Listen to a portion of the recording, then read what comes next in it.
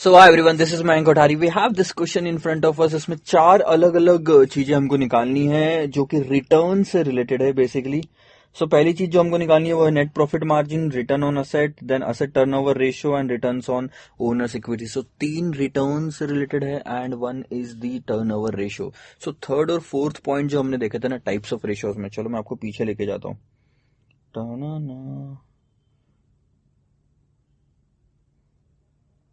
Main file पे लेके जाता हूँ। तो ये एक्टिविटी टर्नओवर रेशियोज और प्रॉफिटेबिलिटी जो रेशियोज है, इनमें से ही आपको सारे फॉर्मूलेज यूज करने हैं। ठीक है, अब पढ़ते हैं क्वेश्चन क्या है। X company has made plans for the next year. X company ने अगले साल के कुछ प्लान्स बनाए और वो एस्टिमेट कर रही है कि company will employ total assets of ₹8 lakh. मैं रफ में वर्किंग कर रहा हूं यहाँ पे। अगर ये बैलेंस शीट होती तो आपके टोटल असेट्स कितने होते? 8 लाख रुपए। 50% of the asset being financed by borrowed capital. मतलब आपने बाहर वालों का पैसा लिया, यानी कि आप मान लो, मैं बोलता हूं यहाँ पे लोन लिया है आपने 4 लाख का, 50%। तो बाकी का 50% जो होगा 4 लाख का, ऑटोमेटिकली मीन्स कि ये खुद का पैसा यानी कि शेयर कैपिटल है। ठीक है। The direct cost for the year are estimated at 4,80,000। अब मैं प्रॉफिट एंड लॉस अकाउंट की बात करता हूं, ये है बैलेंस शीट। ये सब रफ वर्किंग है, ठीक है, ताकि मेरे समझ में आए। ये जो डायरेक्ट कॉस्ट है वो है 4,80,000 and all the other operating expenses are estimated at, ये ऑपरेटिंग एक्सपेंसेस ले लो 80,000 के। The goods will be sold to the customer at 150% of the direct cost. Direct cost कितनी? 4,80,000 प्लस 150%। नहीं, मैंने गलत लिख दिया। 4,80,000 प्लस 150%, दिस इज 7,20,000। तो सेल्स कितना हो गया आपका? तो ये आपको लिख लेना पड़ेगा। आगे मैं यहां लिख लेता हूं, sales is equal to direct cost into 150%, which is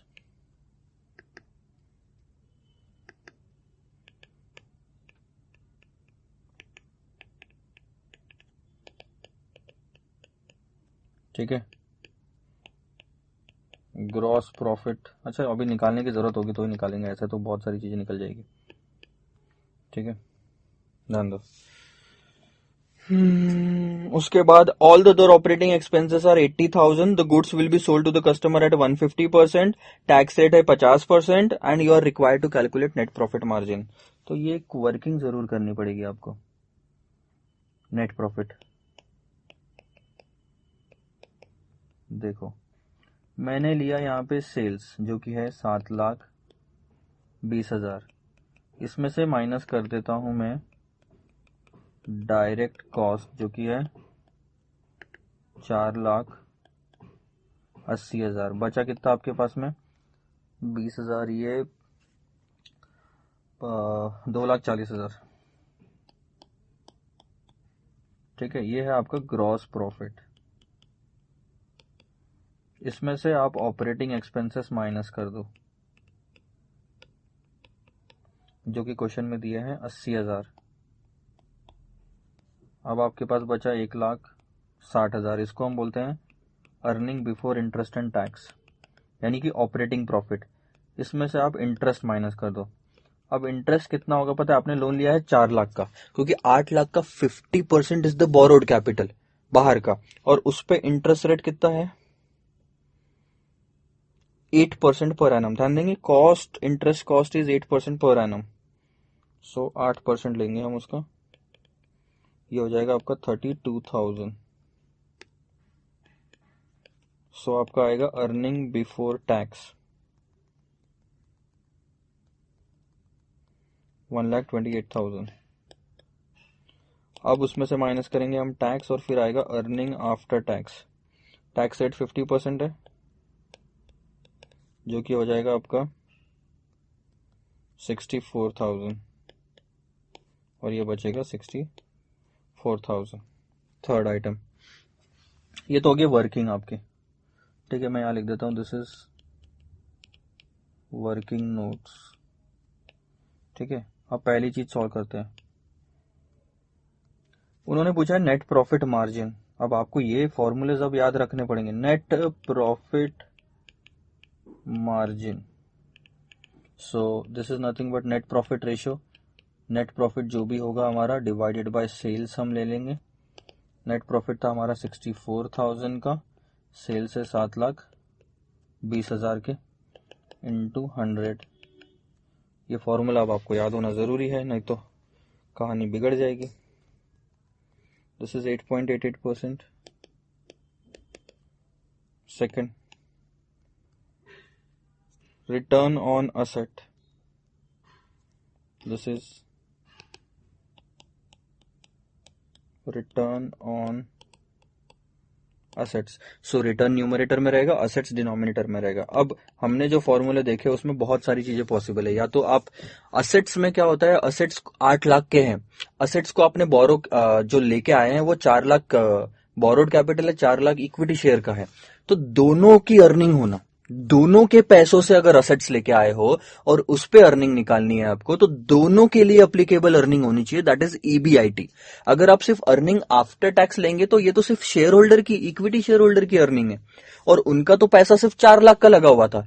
तो 4 लाख पे जो अर्निंग कमाई आपने वो 8 लाख पे क्यों कैलकुलेट कर रहे हैं, क्वेश्चन ये उठता था।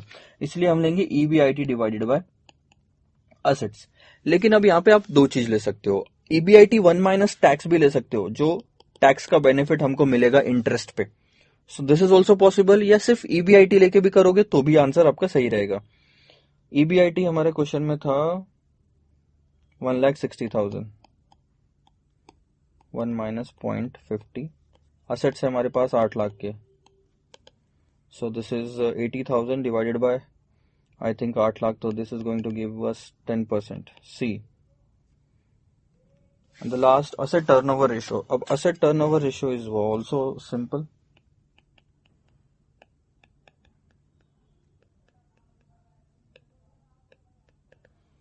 मैं टर्नओवर लेता हूं डिवाइडेड बाय असेट्स, 7,20,000, 8 लाख, आपका asset turnover ratio आ गया 0.90। एंड द लास्ट थिंग, इसका मीनिंग क्या होता है ये सब भी हम देखेंगे। रिटर्न ऑन ओनर्स इक्विटी,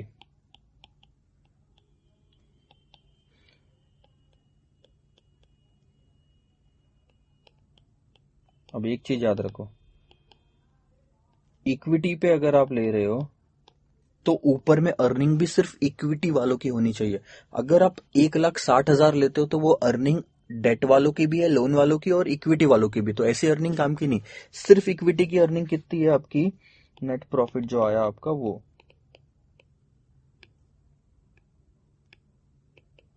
यानी कि 64,000 divided by 8 lakh, sorry 4 lakh, क्योंकि इक्विटी का पैसा तो सिर्फ 4 लाख का है।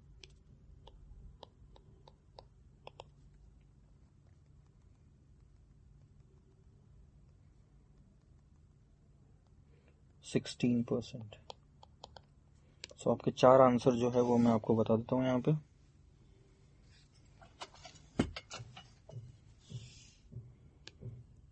आपका ये पहला आंसर, आपका ये दूसरा आंसर, तीसरा और ये चौथा।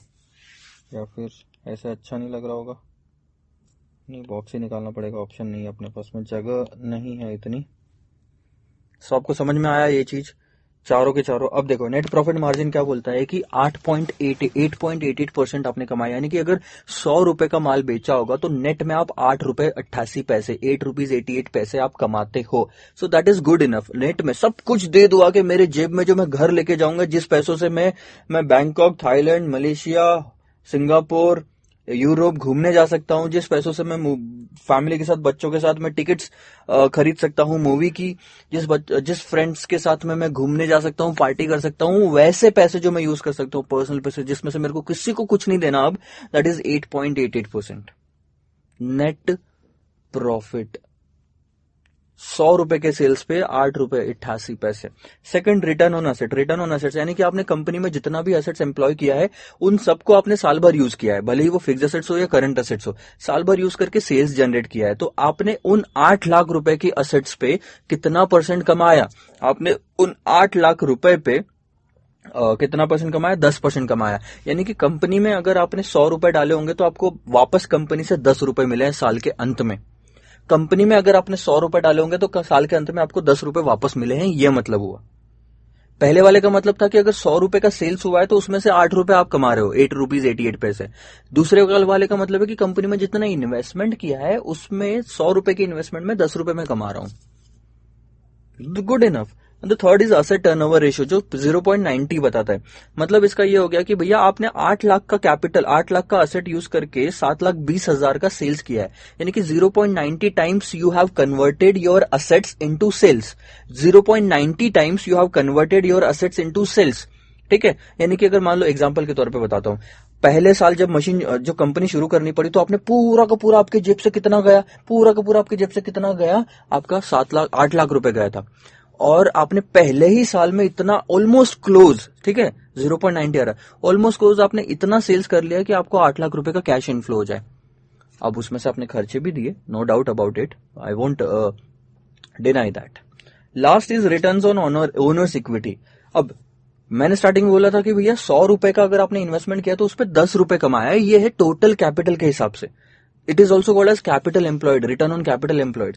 बट इसमें तो लोन वाले भी और इक्विटी वाले भी इंक्लूडेड है। लेकिन सिर्फ इक्विटी वालों की बात करता हूं तो उन्होंने तो कंपनी में सिर्फ 4 लाख रुपए डाला। तो उनके एंगल से सर बताओ कि अगर वो ₹100 पे कितना कमा रहे हैं? वो ₹100 पे ₹16 कमा रहे हैं। ₹100 पे ₹16 घर लेके जा रहे हैं, सिर्फ इक्विटी वालों के एंगल से अगर हम देखें तो। That is called as returns on owner's equity. This is all about this answer, the answer of the question and interpretation of all the returns on either it is on sales, return on assets and return on equity. And the last one was asset turnover ratio. Answers note down कर लो, उसके बाद मैं next question पे move on करते हैं, नए concept पे ध्यान देंगे। Bye bye.